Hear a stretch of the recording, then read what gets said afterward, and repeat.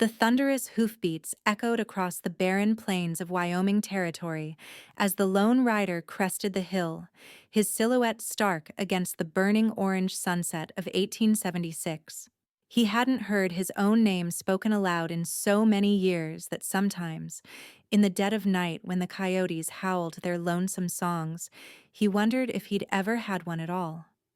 The locals in the scattered towns he drifted through simply called him the stranger or that silent gunman, and he'd come to accept those titles as readily as the wind accepts its invisible nature. Dust caked his weathered face as he guided his chestnut mare down toward the small settlement nestled in the valley below. Timber Creek wasn't much a single dirt road lined with wooden structures, a general store, saloon, and the scattered homes of those brave or foolish enough to stake their claim in this unforgiving territory. He hadn't planned to stop here, but his supplies had dwindled to nearly nothing, and the mare needed rest. The town seemed to hold its breath as he rode in, the way all frontier outposts did when a stranger appeared. Eyes peered from windows and doorways, assessing the potential threat or opportunity his presence represented. He kept his gaze fixed forward, the brim of his worn hat shadowing his features. The weight of his Colt revolver hung heavy on his hip, a constant companion that had saved his life more times than he could count. He dismounted outside the general store, his boots raising small clouds of dust as they hit the ground. His movements were deliberate, economical, a man who had learned that excess motion could get you killed in these parts. Tying the mare to the hitching post, he ran a gloved hand along her neck in a rare display of tenderness. "Rest easy, girl," he murmured, his voice rough from disuse.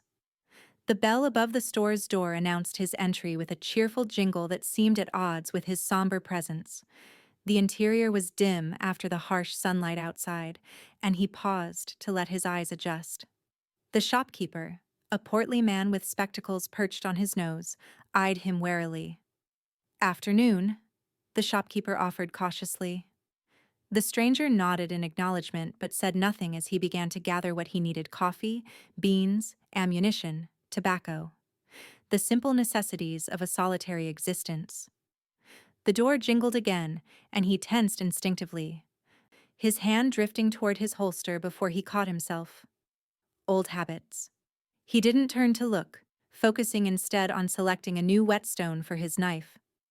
"Mr. Perkins, I've brought those eggs I promised," a woman's voice announced, bright and clear as a mountain stream. Something about that voice made him freeze. It carried notes that seemed to stir memories long buried, though he couldn't place why. Slowly, he turned.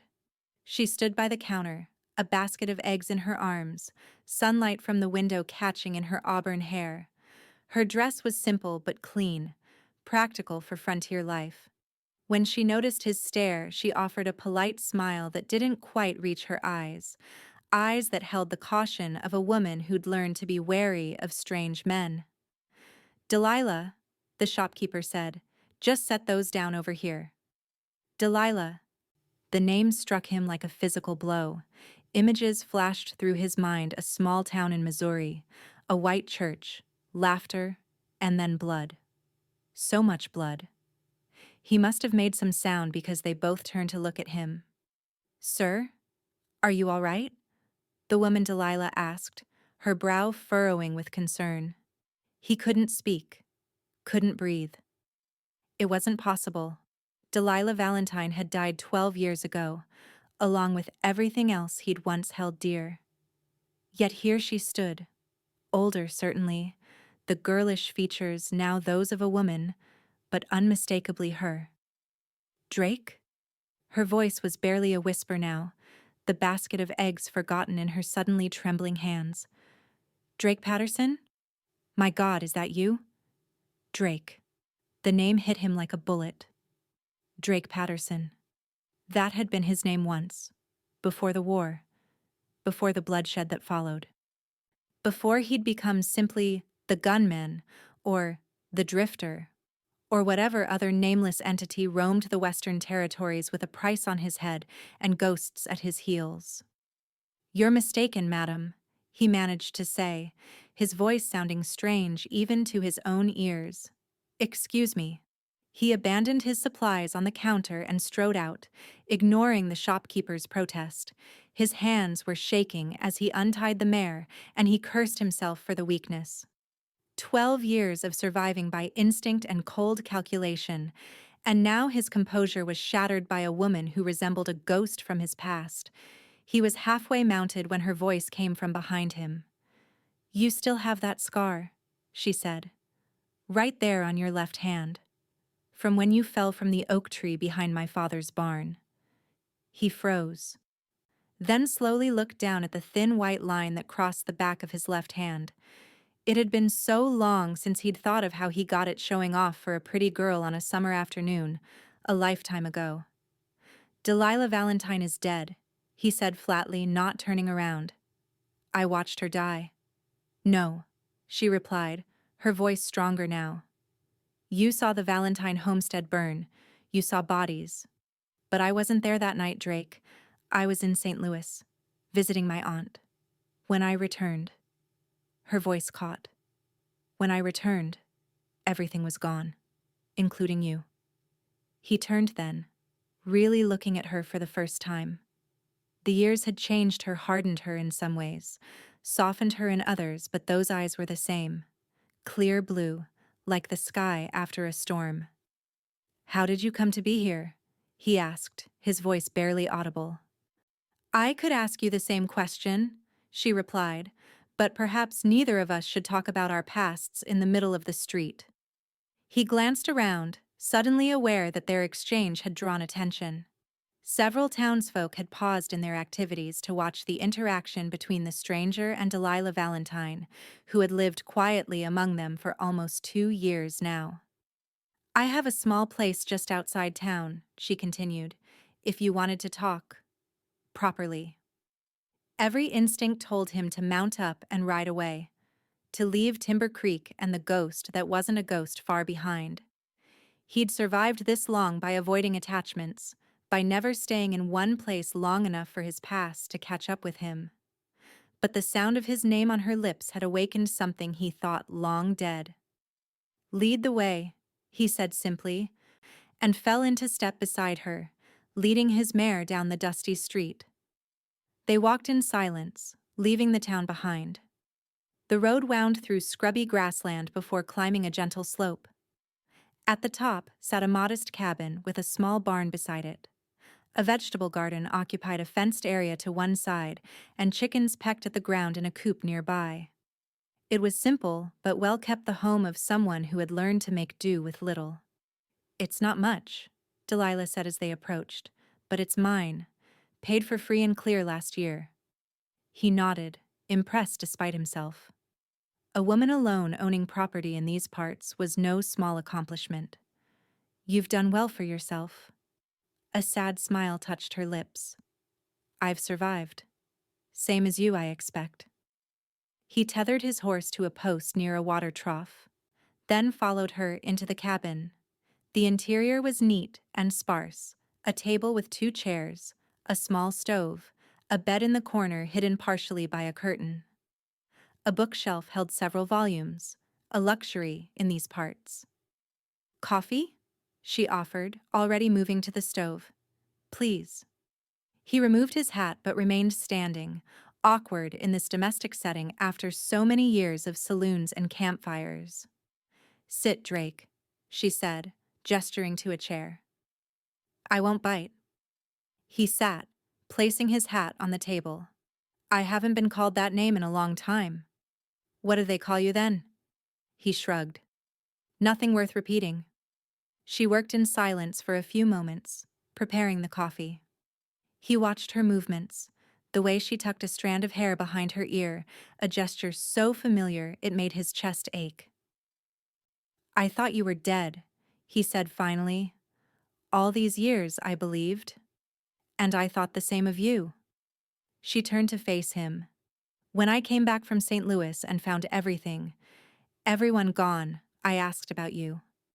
They told me no survivors had been found." She poured coffee into 2 tin cups and brought them to the table, sitting across from him. What happened that night, Drake? He stared into the dark liquid. Memories he'd tried to drown in whiskey for years rising unbidden. I was late getting back from Kansas City. Had some business there. When I saw the smoke, his hands tightened around the cup. The Blackwell gang. They'd had a grudge against your father for testifying against one of their own. By the time I got there, the house was already burning. I saw bodies on the porch. She closed her eyes briefly. My parents. My brother. He nodded grimly. I went after them. Tracked them for weeks. Found them one by one. Understanding dawned in her eyes. So that's how it started. The stories I began hearing. About a gunman who hunted down the Blackwell gang. It didn't bring anyone back, he said quietly. When it was done, there was nothing to go back to. So I kept moving. And became a wanted man yourself, she observed. He didn't deny it. The law didn't always distinguish between justice and vengeance, and there had been other fights, other men who'd needed killing since then. How did you end up here, in Wyoming Territory? She sipped her coffee before answering. After I found our home destroyed, I stayed with my aunt in St. Louis for a while, but I couldn't remain there. Too many memories, too many pitying looks. I worked my way west, taking whatever jobs I could find. Waited tables, taught children their letters, even kept books for a cattle baron in Colorado for a time. A wry smile crossed her face. I've been a lot of different people these past 12 years. But you kept your name? He noted. It was all I had left of them. She met his gaze steadily. And of you. The admission hung in the air between them, fraught with all that had been lost and all that might have been. Before the fire, before the blood, they had been young and in love, with plans to marry that spring. Now they sat across from each other as strangers, shaped by years of solitary survival. I should go, he said, though he made no move to rise. My being here puts you at risk. There are men looking for me. There are always men looking for someone in these territories, she replied. Why do you think I chose such a remote place? We all have our reasons for seeking solitude. She hesitated. Stay for supper at least. It's been a long time since I had company. He should refuse. The smart thing, the safe thing would be to thank her for the coffee and ride out before dusk. But the thought of returning to the empty trail, to nights filled with nothing but the howl of wind and wolves, suddenly seemed unbearable. I'll need to see to my horse, he said by way of acceptance. There's grain in the barn, she replied, the ghost of a smile touching her lips. As he stepped outside, the late afternoon sun cast long shadows across the yard. He led his mare to the small barn and took his time unsaddling her, brushing her down, checking her hooves. Simple tasks that allowed him to gather his thoughts. Delilah Valentine was alive. The knowledge kept hitting him anew, like waves against a shore. For 12 years he'd carried her memory like a wound that wouldn't heal, driving him through the dark places his life had taken him. And now she stood in the flesh, changed by time and hardship, but unmistakably the woman he'd once planned to make his wife. He glanced back toward the cabin, where smoke now curled from the chimney. He could ride away right now. She would understand, might even expect it. But something held him there, a tether stronger than the instincts that had kept him alive all these years. When he returned to the cabin, she had changed into a simpler dress, her hair now loosely braided over one shoulder. The domestic scene, a woman preparing a meal in the warm light of a cabin, struck him with an almost painful longing for a life he'd never allowed himself to imagine possible anymore. Can I help? He offered awkwardly, hovering near the door. She looked up, surprised, then nodded. You could peel those potatoes. They worked together in a strange, tentative harmony, the years falling away in small moments, the accidental brush of hands as they reached for the same knife. A shared look when the stove smoked slightly. By the time they sat down to a simple meal of rabbit stew and biscuits, some of the tension had eased between them. "This is good," he said after his first bite. "Been a while since I had a home-cooked meal." "Been a while since I cooked for anyone but myself," she admitted. "Though Mr. Perkins at the store keeps trying to change that. He's been bringing by extra supplies for months now, hoping I'll take a hint."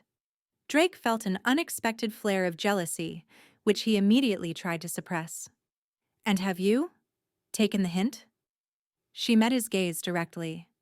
"I've had offers, if that's what you're asking. But no, I've grown accustomed to my independence." He nodded, understanding all too well. After so long alone, the idea of answering to another person seemed almost impossible to imagine. "What will you do now?" she asked. "Now that you know I didn't die that night?" The question caught him off guard. He hadn't thought beyond this moment, this meal. "I don't know," he admitted. "I hadn't planned on staying in one place for long." "Because of the men looking for you?" It wasn't a question, but he nodded anyway. "I've made enemies, dangerous ones. The kind that wouldn't hesitate to use anyone close to you as leverage," she surmised, her expression grim. "Yes." She absorbed this in silence, pushing a piece of potato around her plate. "And if those enemies were no longer a concern?" "That's not likely to happen," he said, his voice hardening. "Some grudges don't fade with time." "Like yours didn't," she observed quietly. "Against the Blackwell gang." He couldn't argue with that. His vendetta had consumed him, transformed him from a young rancher with hopes for the future into a killer with a reputation that preceded him across territories. "The difference is, the Blackwells deserved what they got," he said finally. "I've crossed men who would say the same about me." Night had fallen outside the cabin windows, and Delilah rose to light a lamp. The warm glow softened the lines of worry that had formed on her face during their conversation. "You can take the bed," she said. "I'll make a pallet by the fire." "I'll sleep in the barn," he countered immediately. "I've slept in worse places." "Drake." The sound of his name stopped him as he began to rise. "We were going to be married once. I think we can manage to sleep under the same roof without impropriety being a concern." The directness of her words surprised a short laugh from him, the first he'd produced in longer than he could remember. "You always did speak your mind, Delilah Valentine. One of my many qualities you claim to admire," she reminded him, a hint of their old teasing tone creeping into her voice. "Along with your terrible singing and worse cooking," he added, the memory surfacing unexpectedly. She gasped in mock outrage. "My biscuits won third prize at the county fair." "Only because the judge was sweet on you," he retorted, feeling something loosen in his chest, a knot of tension beginning to unravel. Her laugh was like coming home, like stepping into a warm room after being too long in the cold.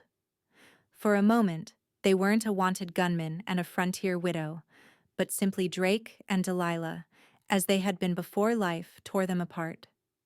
The moment passed, reality settling back around them. But something had shifted. A door cracked open to a possibility he hadn't allowed himself to consider in more years than he could count. "I'll take the barn," he said again, but gently this time. "Best for both of us to get a good night's sleep. We can talk more in the morning."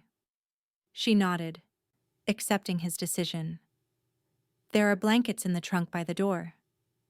Outside, the night air was cool and clear, stars scattered like diamonds across the vast Wyoming sky.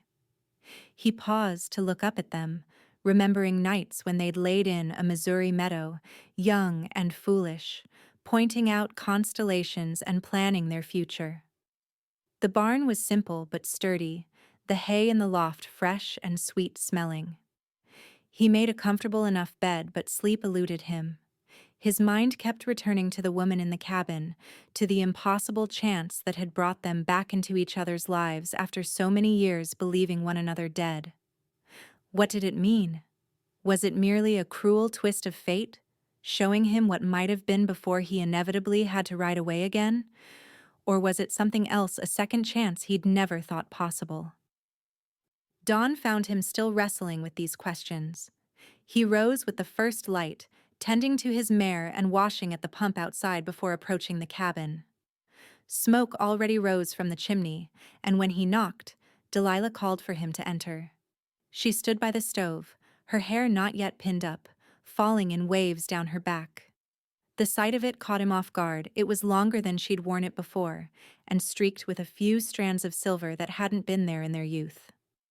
"Coffee's hot," she said, nodding toward the pot. "And there's cornbread from yesterday." "Thank you." He poured himself a cup, then hesitated. "I should be moving on today." She turned to face him, her expression carefully neutral. "So soon?" "It's not safe for me to stay in one place too long," he reminded her. "And now that I know you're alive and well—" "What?" she challenged, a spark of the old fire in her eyes. "Your conscience is clear? You can return to your wandering with one less ghost haunting you?" Her words struck closer to the truth than he wanted to admit. "Something like that," he said quietly. She turned back to the stove, her shoulders tense. "Well, I won't keep you. I've managed 12 years without Drake Patterson. I suppose I can manage a few more." The bitterness in her voice caught him by surprise. "Delilah." "No," she cut him off, turning to face him again. "Let me speak plainly. When I thought you were dead, I mourned you. When I learned you were alive, that you had become this legendary gunman who disappeared like smoke after each fight, I mourned you still. Because the Drake I knew, the man I was going to marry, he wouldn't have lost himself to vengeance. That man died in the flames of your family's home," he said harshly. "Did he? Or did he just get buried under years of blood and regret?" She stepped closer. "Because I saw him last night, Drake. When you laughed. When you remembered who you used to be." He set down his coffee cup, suddenly unable to meet her gaze. "It doesn't matter. I can't change what I've become or the enemies I've made, and I won't put you at risk." "So you'll ride away again," she said quietly. "And what will that accomplish, except to leave us both alone once more?" "You'll be alive," he countered. "That's what matters." She shook her head, disappointment clear in her eyes. "Is it? Is merely being alive enough for you, Drake? Because it hasn't been for me. I've survived, yes. But I stopped living the day I thought I lost you." Her words hung in the air between them, raw and honest. He had no answer for her, or rather, no answer he was willing to give. Because the truth was, she was right. He'd been a ghost for 12 years, a man without a name, without a home, without a future beyond the next confrontation. "I need to check something in town," he said finally, retreating to the familiar territory of practical concerns. "I'll be back before noon." He could see the hurt in her eyes, quickly masked, but she nodded. "I'll be here." The ride to Timber Creek gave him time to think, to wrestle with the emotions Delilah had stirred in him. He'd convinced himself long ago that a solitary existence was his only option, not just for safety, but as penance for his failures. For not being there when the Blackwells attacked, for the blood he'd spilled since, some of it belonging to men whose only crime was standing between him and his targets. The town was already bustling with morning activity when he arrived. He tethered his horse outside the telegraph office and went inside, where a young man with ink-stained fingers looked up from a desk. "Help you, mister?" "Need to send a wire," Drake said, keeping his voice low. "To Marshal James Wilson in Cheyenne." The telegrapher raised an eyebrow but said nothing as Drake dictated his message. "For Wilson only? Stop man you seek is in Timber Creek. Stop will surrender peacefully if terms discussed are honored. Stop, await your reply. Stop." He paid the fee and stepped back into the sunlight, his decision made. Marshal Wilson had approached him 6 months earlier with an offer amnesty in exchange for his help tracking down the Clancy brothers, a gang more vicious than any Drake had encountered. He'd refused then, seeing no reason to trust the law or to continue living once the job was done. Now, though, he was halfway to his horse when a voice called out, stopping him cold. Well, well, if it ain't the ghost himself. Drake turned slowly. 3 men stood in the street behind him, spread out in a loose semicircle.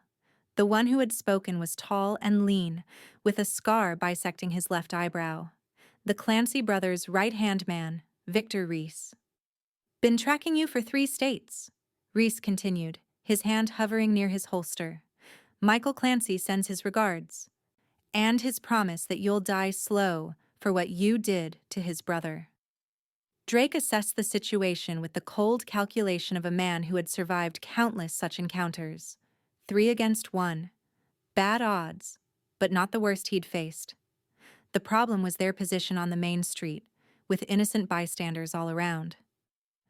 This isn't the place, Reese, Drake said calmly. Too many people could get hurt. Reese's thin lips stretched into a cruel smile. That's supposed to bother me? Besides, it's not them I'm here to hurt. His eyes narrowed. Unless there's someone in this town you care about? That would be interesting. Drake's blood ran cold at the implication. Somehow, they must have seen him with Delilah. His mind raced, calculating how quickly he could draw, how many shots he could get off before they returned fire. He'd likely take down 1, maybe 2 if he was lucky, but the 3rd would surely kill him and then go after Delilah. I just rode in, he lied smoothly. Haven't spoken to a soul except the telegrapher. That right? Reese didn't look convinced. Then you won't mind if we have a little chat with the locals. Ask around about any lady friends you might have made. Drake's hand inched toward his holster. You do that, and we're going to have a problem right here and now. The tension stretched between them, tight as a bowstring. Around them, townsfolk had begun to notice the confrontation, mothers hurrying children indoors, men stepping back to doorways, ready to duck inside at the first sign of gunfire. The moment was broken by the arrival of an older man wearing a tarnished star on his vest. The local sheriff, a man who looked as though he'd seen enough violence to last several lifetimes. We don't want trouble here, the sheriff announced, his hand resting on his own holstered revolver. Whatever business you gentlemen have, take it elsewhere. Reese glanced at the sheriff, clearly weighing his options. No trouble, Sheriff. Just having a conversation with an old friend. Looks like a conversation that's about to involve bullets, the sheriff observed dryly. And I just got this street cleaned up from the last shooting, so either holster those intentions or take them outside my town. Drake remained silent, his eyes never leaving Reese. The standoff continued for several more tense seconds before Reese finally stepped back. Another time then, he said to Drake, his voice low with promised menace. And there will be another time. Soon. The 3 men backed away, mounted their horses and rode out of town, but Drake knew this wasn't over. They would be watching, waiting. And now, they knew where to find him. Don't know what that was about, the sheriff said, turning to Drake, and I don't care to. But I recognize trouble when I see it, and you've got it written all over you, mister. I'll be moving on, Drake assured him. See that you do. The sheriff gave him a hard look. Preferably before sundown. Drake nodded and mounted his horse, his mind working furiously. He couldn't go back to Delilah's cabin, not with Reese and his men likely watching. But he couldn't leave her unprotected either. He needed help, and there was only one place he might find it. He rode not back toward Delilah's homestead but to the edge of town, where a cluster of teepees stood slightly apart from the white settlers' buildings. The Shoshone camp was small, just a few families who maintained an uneasy peace with the town, trading furs and crafts for supplies they couldn't make themselves. At the edge of the camp he dismounted and waited, knowing better than to enter uninvited. After a few minutes, an elderly man emerged from one of the larger teepees and approached him, his face weathered by decades in the harsh Wyoming elements. "I remember you," the old man said in accented English. "2 winters ago, you brought back my grandson when others said he was lost to the blizzard." Drake nodded, relieved. During a particularly brutal storm, he'd found a young Shoshone man half frozen in the mountains and had managed to get him back to his people. "I need your help, Singing Eagle." The old man studied him for a long moment. "The spirits say there is death following you, Pale Rider." "Yes," Drake admitted. "And it threatens someone innocent. A woman who lives alone, outside town." "The red-haired one," Singing Eagle nodded. "She has been kind to our children, taught some to read the white man's words." "What do you need?" "Someone to watch over her until I return," Drake explained. "There are dangerous men looking for me, and they might harm her to get to me." The old man considered this, then nodded once. "I will send 2 of our hunters. They will watch without being seen." "But what will you do?" "End this," Drake said grimly. "One way or another." Singing Eagle reached out and placed a gnarled hand on Drake's arm. "Sometimes the path that seems to lead away from what we seek is the one that brings us to it." With this cryptic wisdom, the old man turned and walked back to the camp, leaving Drake to ponder his words. He mounted his horse again and rode toward the hills beyond town, taking a circuitous route that would be difficult to follow. If Reese and his men were watching, he wanted to draw them away from Delilah. As he rode, his mind returned to the telegraph he'd sent. If Wilson agreed to his terms, there might be a way out of this, not just for him, but for any future he might dare to imagine with Delilah. But first, he had to survive long enough for the marshal's reply. He made camp that night in a rocky outcropping that offered good visibility in all directions. Sleep came in fits and starts, his hand never far from his revolver. By dawn, he was already alert, scanning the horizon for any sign of pursuit. He spent the day moving, never staying in one place long enough to be an easy target. By late afternoon, he had circled back toward town, approaching from the opposite direction. The telegraph office was his destination, but he kept to the shadows, watching for any sign of Reese or his companions. The same young telegrapher was on duty, and his eyes widened slightly when Drake slipped through the door. "Got a reply to your wire," the young man said, handing over a slip of paper. "Came in about 2 hours ago." Drake read the message quickly. "Terms accepted. Stop arriving tomorrow noon train. Stop, bring information on Clancy brothers. Stop Wilson." Hope, an emotion he'd almost forgotten, flickered to life in his chest. If he could make it until tomorrow noon, if Wilson kept his word about the amnesty. "Thank you," he said to the telegrapher, passing him a coin. "Not a word about this to anyone." Back outside, he kept to the alleys, working his way through town until he reached the livery stable.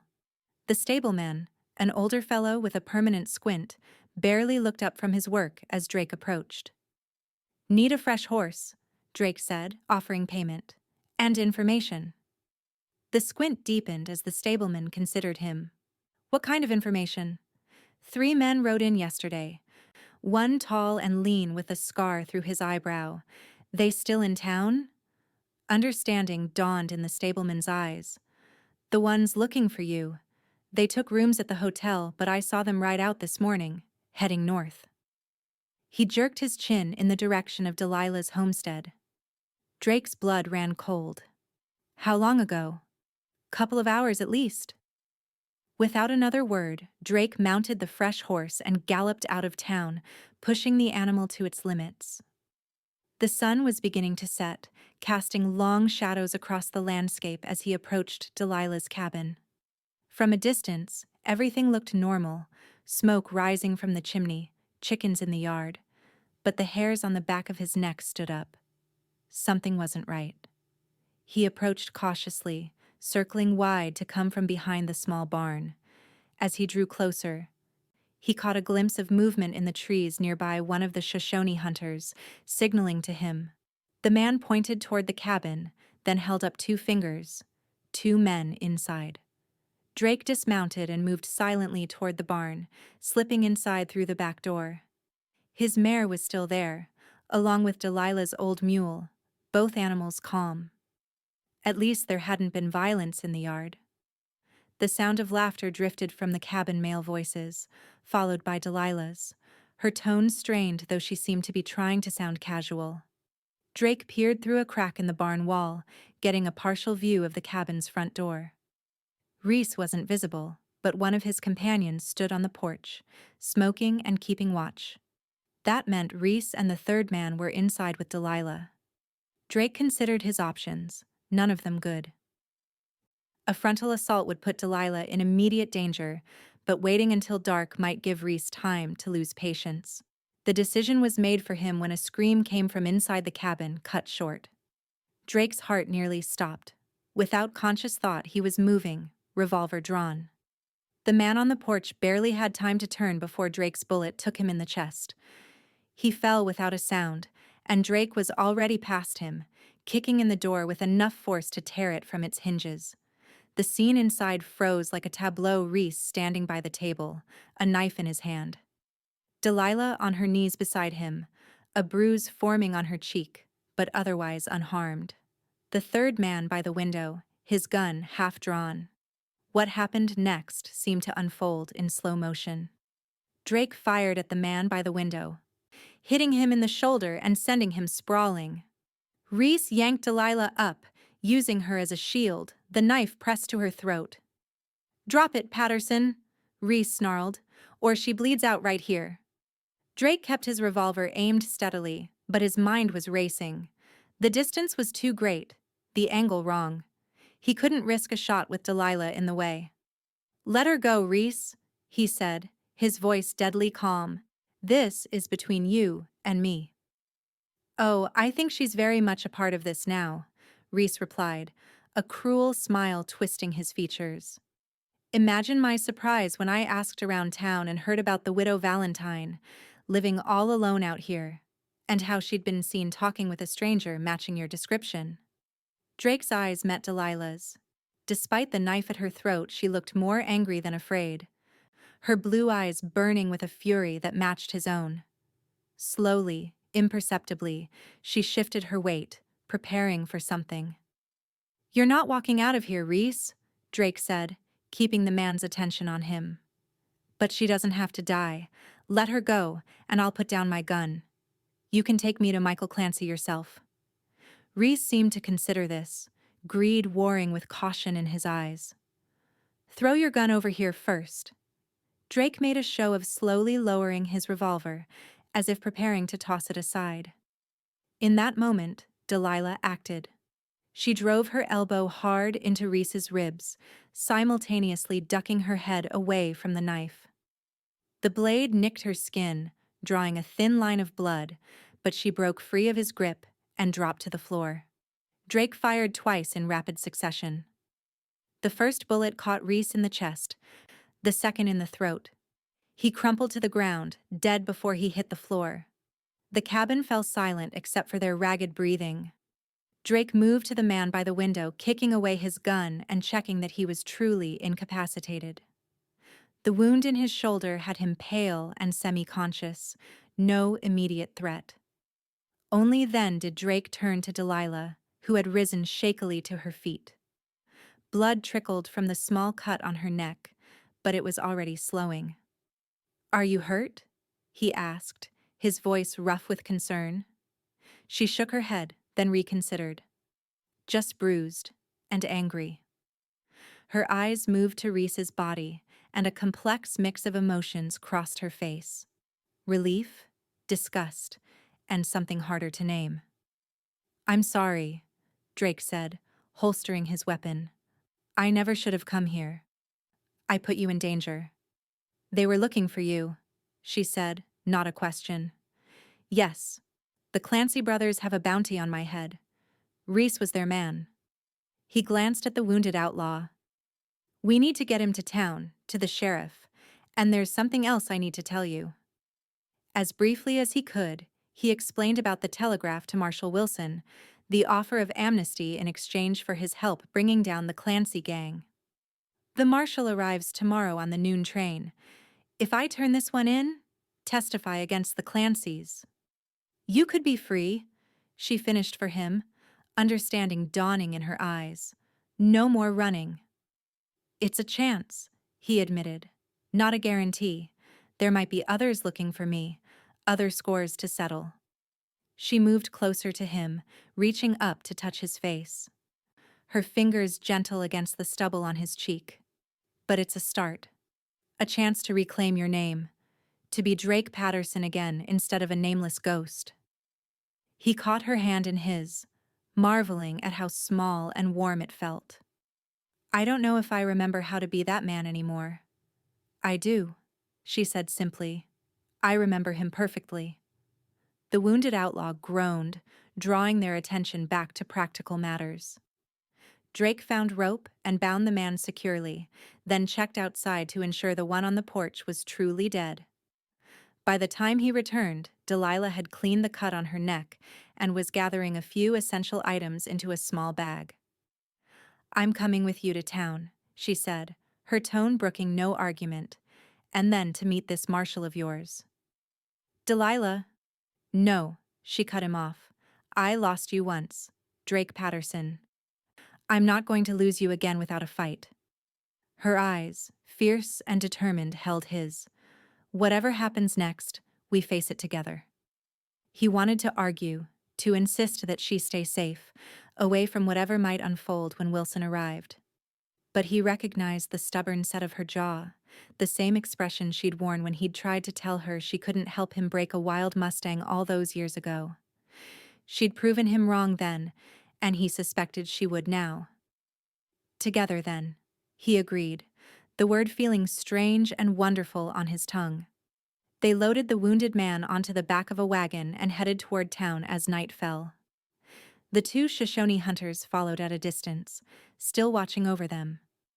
Drake rode beside the wagon, his senses alert for any sign of additional threats, but the night remained quiet.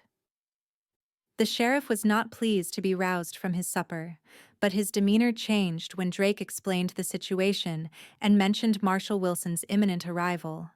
The wounded outlaw was locked in the town's small jail, and Drake provided a full statement about the events at Delilah's cabin, as well as what he knew about the Clancy brothers' operations. You can stay at the hotel tonight, the sheriff offered grudgingly, but I'm keeping an eye on you until Wilson gets here. Fair enough, Drake agreed. The hotel was modest but clean, and the proprietor didn't ask questions when presented with enough money for 2 rooms, one for Drake and one for Delilah. As they stood in the narrow hallway between their doors, an awkward silence fell between them. Try to get some rest, Drake said finally. Tomorrow will be complicated. She nodded, but made no move to enter her room. Drake. If this works, if the marshal honors his agreement, what then? It was the question he'd been avoiding, even in the privacy of his own thoughts. What did come after amnesty? After 12 years of living day to day, never planning beyond survival, the idea of a future was almost too vast to contemplate. I don't know, he admitted. I haven't let myself think that far ahead. Well, perhaps you should start, she said softly. Then, rising on tiptoe, she pressed a gentle kiss to his cheek. Good night, Drake Patterson.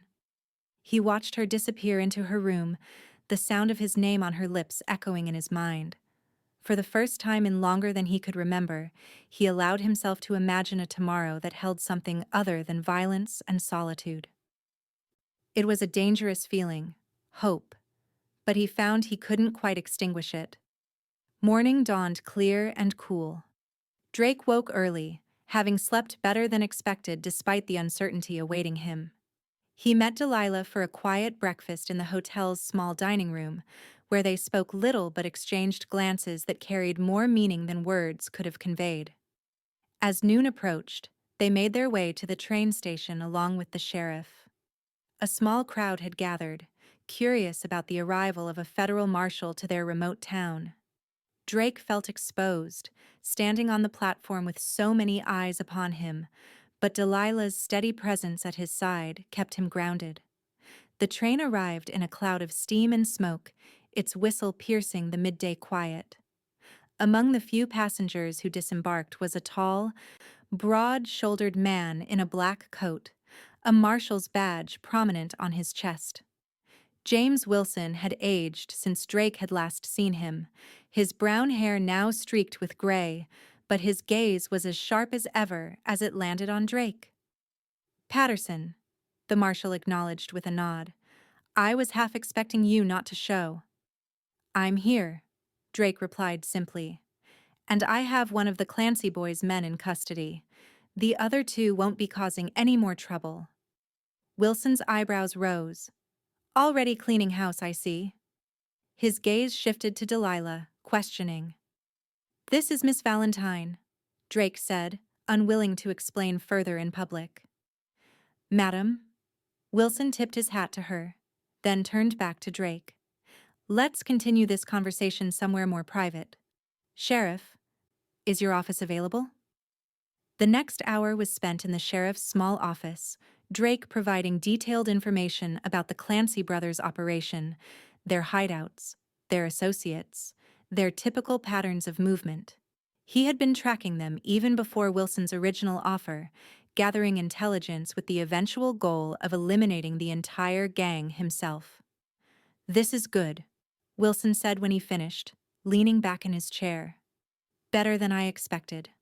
With this and the testimony from their former associate in the cell back there, we have a solid chance of bringing them down." "And my amnesty?" Drake asked, getting to the heart of the matter. Wilson studied him for a long moment. "The deal stands. In exchange for your continued cooperation until the Clancys are captured or killed, the federal government will grant you a full pardon for all prior activities." He glanced at Delilah, then back to Drake. "Though I should warn you, there may be local warrants in various territories that this doesn't cover." "I can deal with those individually," Drake said. The federal charges had always been the most serious, the ones that had kept him constantly moving, never able to settle. "Then we have an agreement." Wilson extended his hand, and after a brief hesitation, Drake shook it. "I'll need you to come to Cheyenne, help us organize the operation against the Clancys. It could take weeks, maybe months." Drake nodded, having expected as much. "When do we leave?" "Tomorrow's train," Wilson replied. "I need to get our prisoner back to Cheyenne as well." He stood, signaling the end of the meeting. "Get your affairs in order. Patterson, I'll see you at the station at 10. When Wilson and the sheriff had stepped out to discuss arrangements for the prisoner's transport, Drake turned to Delilah, who had remained silent throughout the exchange. "So," she said, a small smile playing at the corners of her mouth, "you're going to Cheyenne." "It seems so." He hesitated, uncertain how to frame what he wanted to ask. "Delilah, I know it's been 12 years, and we're not the same people we were. You've built a life here, and I have no right to ask you to upend it. But when this is over, when I'm truly free—" She reached out and took his hand, her touch silencing his fumbling words. "Ask me, Drake." He took a deep breath. "When this is over, I'd like to come back, to see if we can discover who we are now, together." He squeezed her hand gently. "If you'll have me?" Her eyes shimmered with unshed tears, but her smile was radiant. "I've waited 12 years to hear my name on your lips again. I think I can wait a few more months for the rest." The next morning dawned bright and clear, the kind of perfect autumn day that seems to hold all of summer's warmth while promising winter's respite. Drake stood on the train platform, his few possessions packed in a single saddlebag. His mare had been stabled in town, to be looked after until his return, an arrangement that itself felt like a promise, a tether to this place. Delilah stood beside him, dressed in a simple blue dress that matched her eyes. They had spent the previous evening talking long into the night, sharing the stories of their years apart, beginning the process of relearning each other. There had been moments of laughter and of tears, of revelations that had both widened and bridged the gap between who they had been and who they had become. "I'll write," he promised as the train's whistle sounded in the distance. "You'd better," she replied with a smile that didn't quite hide her worry. "And be careful. The Clancys aren't men to take lightly." "I know." He reached out to touch her cheek, marveling at the softness of her skin beneath his calloused fingers. "But I have something to come back for now. That makes a difference."